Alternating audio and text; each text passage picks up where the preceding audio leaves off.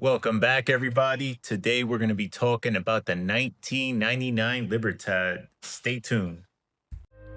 Your winner by unanimous decision, and still World Heavyweight Champion of the World, the Mexican Libertad. Ladies and gentlemen, your host, Titty Hunter. First, I want to talk about the grading companies. So all throughout these videos, I have always focused on NGC and PCGS. And those are the two most recognized grading companies respected by the grand majority of collectors. And so what I wanted to highlight first is that there's a couple of other grading companies out there. And what is unfortunate to see is that they're not as highly regarded. That's not even the correct statement. They're not even remotely as closely regarded to being like anywhere near NGC or PCGS. A lot of collectors who are seasoned, who have already been in the game, they don't value these other grading coins nowhere near NGC, PCGS. They regard them the equivalent of a raw coin. And so the first company I'm talking about is ICG. And a lot of these are starting to pop up. And as you're seeing here, I'm on a sold comps screen over on eBay. And what I'm seeing first is this seller M-Bar Coins. M-Bar Coins, they do sell a lot of Mexican coins, and they've recently really started pushing ICG coins, particularly grade 70s, and they're pricing them very non-competitively. They're almost as if they're trying to pawn them off as like PCGS, NGC prices. The one that drew my attention, it was a couple of weeks ago. I'm going to scroll down to it because I just saw it. It was a 2007 ICG MS69. Well, you know, I've talked about this coin before. And in NGC or PCGS MS69, this coin is starting to rise back up in price. It's pushing towards 400. And when I saw one here it was best offer accepted. So then I went to 130 Point, a website I mentioned before. I wanted to see, okay, what was the best offer? The best offer was $337. Whoever purchased this paid $337. Personally, they got ripped off. I think most people agree with me on that. This company, ICG, you should not be paying more than not the melt value, the value you would pay for the coin raw. The other company I want to highlight is ANACS. This is another one that's out there. I mean, and they're selling coins left and right. I have very personal experience with this one. I got curious several years back. I think it was like 2022. A 2010 MS70 was very hard to come by. And so I purchased a couple of these in 2010 MS70s. And I did a couple of things. I cracked some out of the slab and submitted them to NGC. And then another couple I just submitted in the slab and said, cross this over. None of them, absolutely none of them. There was 4 coins total I submitted. None of them came back higher than an MS67. So this company, really, like, you should not be paying more than you would a raw coin. It's not worth it. And I will tell you, in terms of liquidity, ICG or ANACS, no one who knows what's going on is going to pay you anything comparable to NGC or PCGS. This reminds me in the card community, and it's a shame when I see Beckett is one of the most recognized companies for card grading, and Beckett offers this other grading service called the BCCG. And essentially, it's equivalent to one of these companies.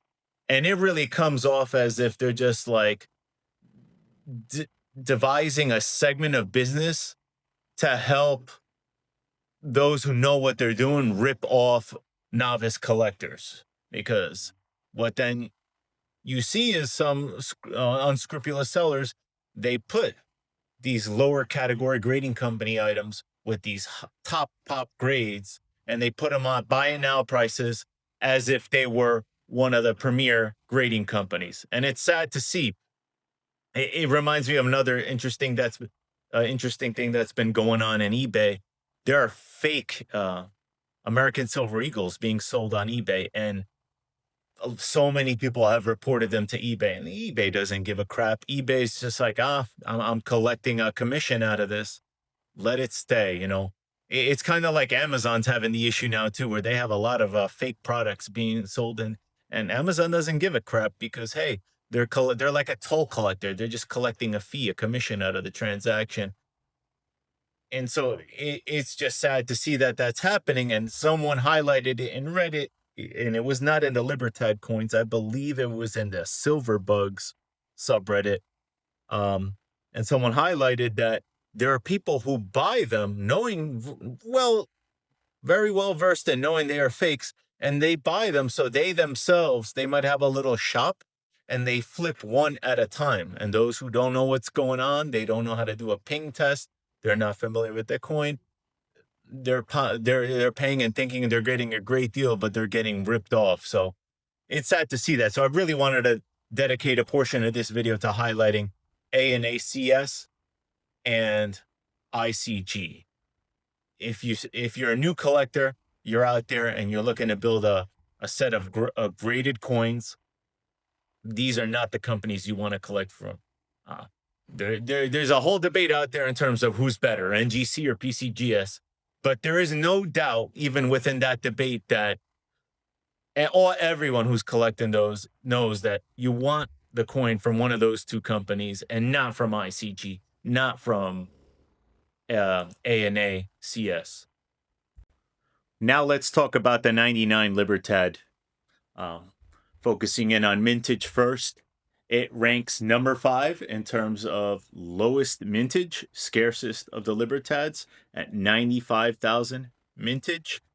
You see some statistics here on the side. We'll get to those soon. Much like the 1998 has a rare version, a die chip, Crowned Eagle, 99 has what they call the Mule, and we'll talk about that more shortly. So 99 scarce. And when we look at the pricing also, you'll see it reflected in the sold comps. Let's look at the graded populations. First, we're looking at NGC, and NGC is almost at 1,000 total graded 99s at 961. Top pop is the 70. There are 15 of those. And as I mentioned before, there is a rare variant of it, and we will estimate how many are probably out there in the wild, but right now it's called the Mule, and I'll show you in detail exactly. I do not have a Mule, but I could show you exactly what a Mule looks like, and there are 22 graded at NGC. On the PCGS side, 1999 regular standard variety, there are 539 total graded. Top pop is the 70 with 8 in that grade. And then the Mule variety, there are 5 of those out there at PCGS. So let's talk about what the Mule is exactly. A standard 99, this is the reverse. Always, just to highlight, the side where the angel on is officially considered the reverse of the coin. And this is the obverse, the coat of arms. So this is what a standard 99 looks like. And what happened is that the year 2000, what I'm showing here is my 2000 Libertad. It has a different, it's the new obverse. And the new obverse essentially has the current coat of arms, just like this one, just shrunken down and centered in the middle. And then 10 prior coat of arms for Mexico going all around it. And so what happened is, I guess if some terms of some type of trialing or whatnot, there are some out there that instead of having this on the back for the 99, it has this. So it's why it's called a 99/2000 Mule, because the reverse is this, showing 99, but instead of having an obverse that looks like this, it has this obverse from my 2000. So That is what a mule is exactly. So going back to this spreadsheet, I did estimate how many are potentially out there, just given what the data, the graded data we have now, that line of sight provided. Remember, we had at NGC, we had 961 graded 99s, right? And then we had 539 at PCGS. You add those two numbers up, that's 1,500. And then the mules, you combine the mules, there's 22 mules at NGC and there's 5 mules at PCGS. That gives you 27, right? So 27 and the ratio of the standard plus the mules, that gives you 1.77%. Right now, the known graded population of how many are mules in that population. If we apply this sample percentage to the total 95,000, then it is estimated that there's 1,680 mules out there, potentially. Again, the same way I mentioned for the last video, this percentage is subject to change.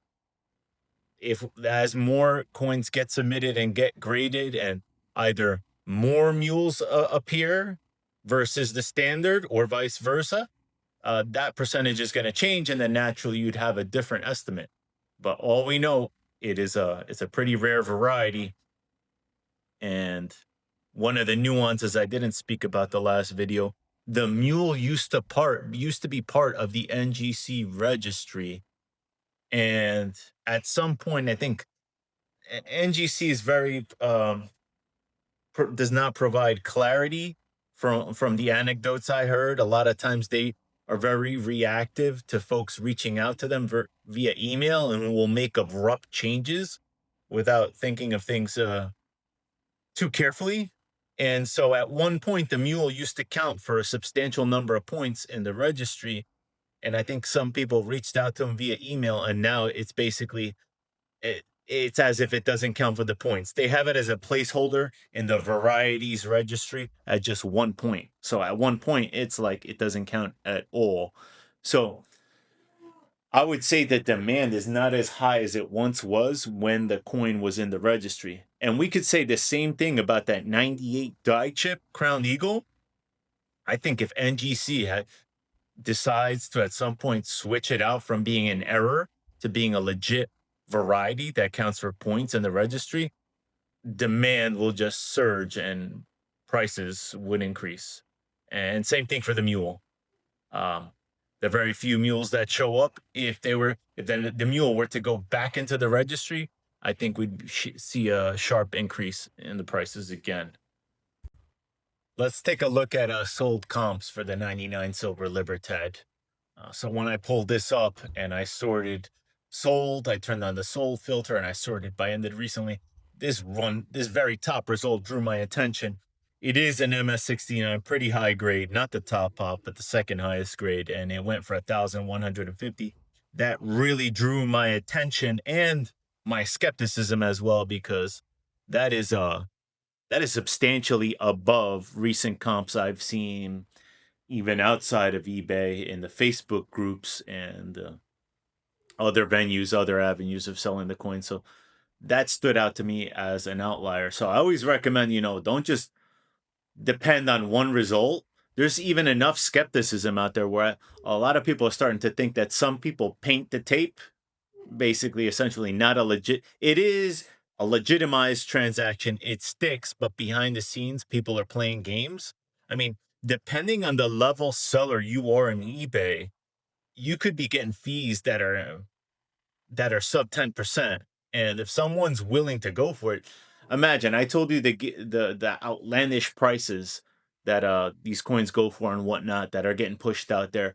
All you need is somebody to say, oh, I'm selling on whatnot, and I want to prove to people that this is such a valuable coin.